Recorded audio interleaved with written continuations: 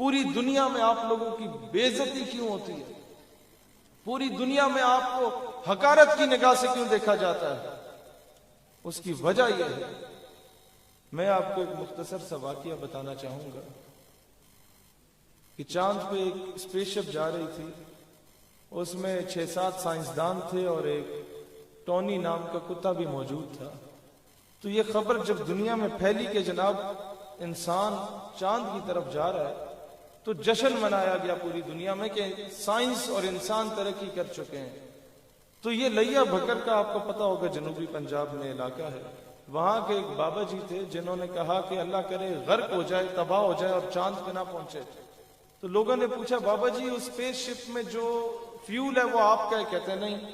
اس میں جو کتا جا رہا ہے وہ آپ کا ہے؟ کہتے ہیں نہیں۔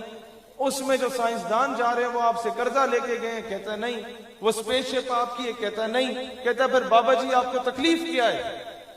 وہ کہتا ہے بیٹا خدا نہ خواستہ وہ اسپیس شپ چاند پہ پہنچ جاتی ہے اور چاند کی اپنی مخلوق پہلے سے موجود ہوتی ہے، اور 100 مرتبہ خدا نہ خواستہ اس اسپیس شپ سے سائنسدان کی جگہ اگر پہلے کتا باہر آتا ہے تو کہیں چاند کی مخلوق یہ نہ سمجھے کہ زمین کی مخلوق ایسی ہوتی ہے، کیونکہ وہ کتا چاند پہ زمین کی نمائندگی کر رہا تھا۔ اپنے نمائندے اچھے چنے کہنے کا مطلب یہ ہے، جب وہ جا کے کشکول لے کے بھیک مانگیں گے اقوام عالم سے تو پوری دنیا آپ کو بھکاری سمجھے گی، اور جب طیب اردگان اسرائیلی صدر کی آنکھوں میں آنکھیں ڈال کے بات کرے گا، فرانسیسی صدر سے ہاتھ ملانے سے انکار کر دے گا، تو پوری دنیا ترکی والوں کو غیرت مند قوم سمجھے گی۔ برابری کی سطح پہ بات کرنا سیکھو۔ جس طریقے سے محلے میں ایک دوسرے کو تڑی دکھا رہے ہوتے ہو، اپنے وزیر اعظم اور صدر مملکت اور آرمی چیف کو بھی بولو کہ امریکہ کو بھی اسی طریقے سے تڑی دکھا کے بات کرو۔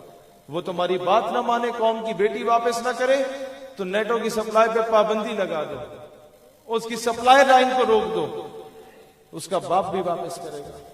مسئلہ صرف یہ ہے کہ ہم لوگوں نے برابری کی سطح پہ آ کے کبھی گفتگو کرنا چاہا ہی نہیں ہے۔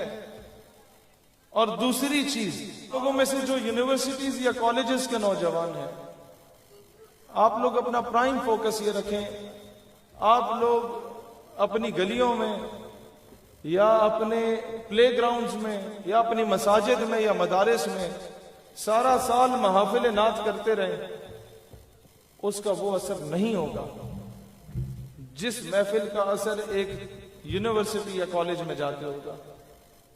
آپ لوگوں کے ویلکم اور فیئرویل پارٹی کے نام پہ جو غلاظت آپ کے سامنے پیش کی جاتی ہے، آپ لوگوں کو تعلیمی نصاب میں جو اربوں ڈالرز کی انویسٹمنٹ کر کے عشق رسول کو نکال دیا گیا، محمد بن قاسم، ٹیپو سلطان، نور الدین زنگی، صلاح الدین ایوبی، محمود غزنوی کو نکال دیا گیا، اور یہ پڑھایا گیا کہ جناب سنڈریلا ماں باپ سے چھپ کے بھاگ جاتی ہے شہزادے کے ساتھ، تو مجھے بتاؤ نا، قوم کی بیٹی نے تو قندیل بلوچ بننا ہے،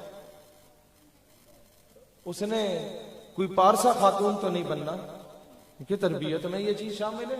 آپ لوگوں نے تو تربیت کرنی نہیں ہے بچوں کی، آپ نے تو اسکول کے حوالے کر دیا کہ بس یہ جانے بچے جانے، گھر آ کے اس نے کھیلنا ہے، گلی محلے میں ایک دوسرے کو گالیاں دینی اور سو جانا۔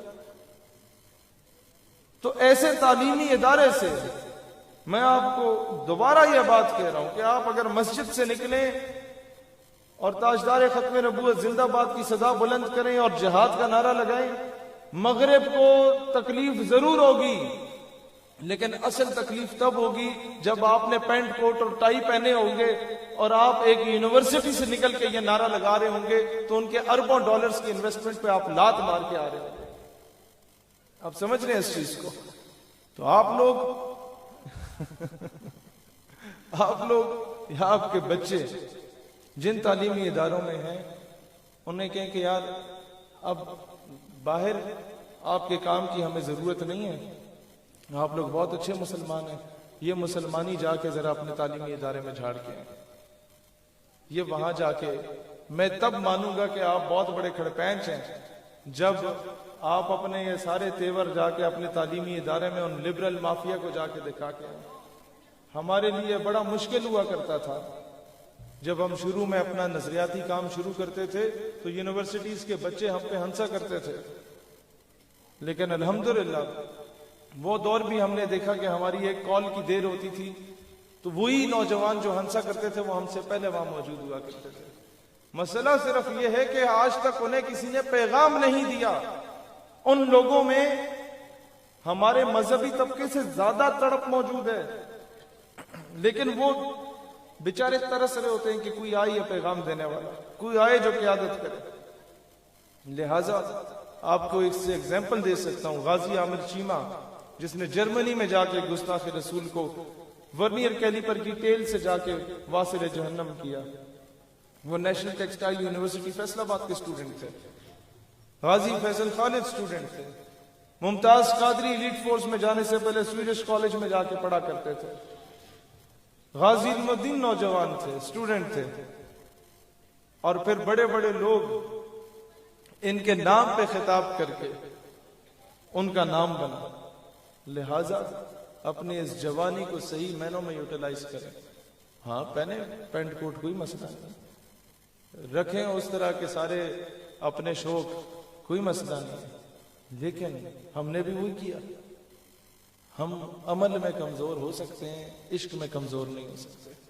مسلمان بے عمل ہو سکتا ہے، بے غیرت نہیں ہو سکتا. لہذا ہر چیز کو برداشت کریں. کوئی تمہیں گالی دے برداشت کر لو، ماں پیو کو گالی دے برداشت کر سکتے ہو تو کر لو. نبی پاک کا معاملہ ہو تو گریبان پکڑو اور جو اسلام نے حکم دیا وہی کرو. اسلام کا معاملہ ہو تو جو اسلام نے حکم دیا وہی کرو. اور پاکستان کا معاملہ ہو تو اس کو اگر میں پیار کرتا ہوں اپنے وطن سے، اس لیے نہیں کہ میں یہاں پیدا ہوا یا پلا بڑا، بلکہ اس لیے کہ یہ ریاست مدینہ کے بعد واحد ریاست ہے جو اسلام کے نام پہ حاصل کی گئی.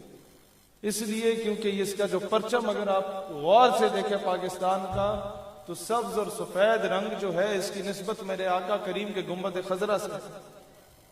اسے بار بار چوم کے آنکھوں سے لگاؤ، اسے کبھی جھکنے نہ دینا. پوری امت مسلمہ کو آپ سے امیدیں وابستہ ہیں. میں آخری بات کر کے اجازت چاہوں گا کہ برطانیہ سے ایک شخص ہمیں کال کرتے ہیں اور کہتے ہیں کہ ہم لوگ پوری دنیا کا جو مسلمان ادھر نوکری کرتا ہے یا پڑھائی کرنے آیا ہے، وہ ایک ہی مسجد میں نماز پڑھتے ہیں. تو مسجد کے ساتھ پیلسٹائن سویٹس ایک فلسطینی کی دکان تھی مٹھائیوں والی، بڑا کنجوس آدمی تھا. تو کہتا ہے اس کی دکان تھی، جب سلام پھیرا گیا تو اس نے کہا اس جمعے کے فوراً بعد آپ سب کو میری طرف سے مفت مٹھائی تقسیم کی جائے گی. تو کہتا ہے ہم نے سوچا شاید فلسطین آزاد ہو گیا یا کیا معاملہ ہے، یہ اتنا کنجوس آدمی مٹھائی کیوں مفت دے رہا ہے. کہتا ہے جب ہم نے نماز ادا کی، اس کے قریب گئے، سب کو مٹھائی دیتے ہوئے پایا تو اسے یہ کہتے ہوئے پایا، ہر بندے کو مٹھائی دیتے ہوئے کہ مبارک ہو، پاکستان نے ایٹمی قوت کا کامیاب تجربہ کر لیا. پاکستان نہیں بلکہ فلسطین بھی ایٹمی قوت بن چکا ہے. تو دنیا کے مسلمانوں کا آپ سے یہ امیدیں وابستہ ہیں. آپ پہ یہ ڈیپینڈ کرتا ہے کہ آپ اس امیدوں پہ پورا اترنا چاہتے ہیں یا کاغذ کے ٹکڑے پہ اپنا نمبر لکھ کے گرلز کالج کے باہر تقسیم کرنا چاہتے ہیں. اب یہ آپ پہ ڈیپینڈ کرتا ہے کہ آپ ان امیدوں پہ پورا اتر کے امت مسلمہ کی نمائندگی کرنا چاہتے ہیں یا ٹک ٹاک پہ کرائے پہ عورتیں منگوا کے ان کے ساتھ ٹھمکے لگا کے آپ لوگ خود کو مشہور کرنا چاہتے ہیں. اب آپ پہ ڈیپینڈ کرتا ہے کہ جناب آپ لوگوں کی ماں بہنوں بیٹیوں کے الٹے ان پہ جملے کسنا چاہتے ہیں یا فلسطین کی مظلوم ماں جس کے اور بہن اور بیٹی جس کے سر سے دوپٹہ کھینچا جاتا ہے واپس اس کے سر پہ دوپٹہ دینا چاہتے ہیں. میں ساری باتیں اس لیے کر رہا ہوں کہ اسی فیز سے میں بھی گزر رہا ہوں. ہمارا ایک دوسرے کے ساتھ ہی اٹھنا بیٹھنا ہے، کوئی چیز کسی سے ڈھکی چھپی نہیں ہے. لیکن یہ بات یاد رکھنا نوجوانوں، زنا ایک قرض ہے، وہ ماں بہن بیوی بیٹی پہ پورا اترتا ہے.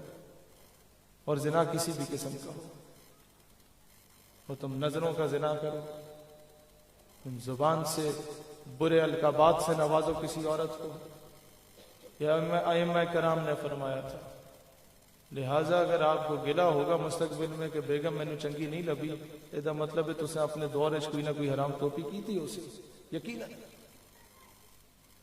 اور پھر ایسی حرکت کرنے سے پہلے گلی محلے میں یہ دیکھ لو کہ تمہاری بہن نے بھی اسی گلی سے گزر کے ٹینج باٹے جانا ہے اور اس نے وہ کوئی چیز خریدنی ہے، بائکوں کے سلنسر اتار کے ان کے آگے پیچھے سے گھمانے سے پہلے یہ سوچ لو کہ صرف تم یہاں بائک کا سلنسر اتار کے نہیں پھرتے، تمہارے علاوہ اور بھی لوگ یہاں یوں ہی پھرتے ہیں۔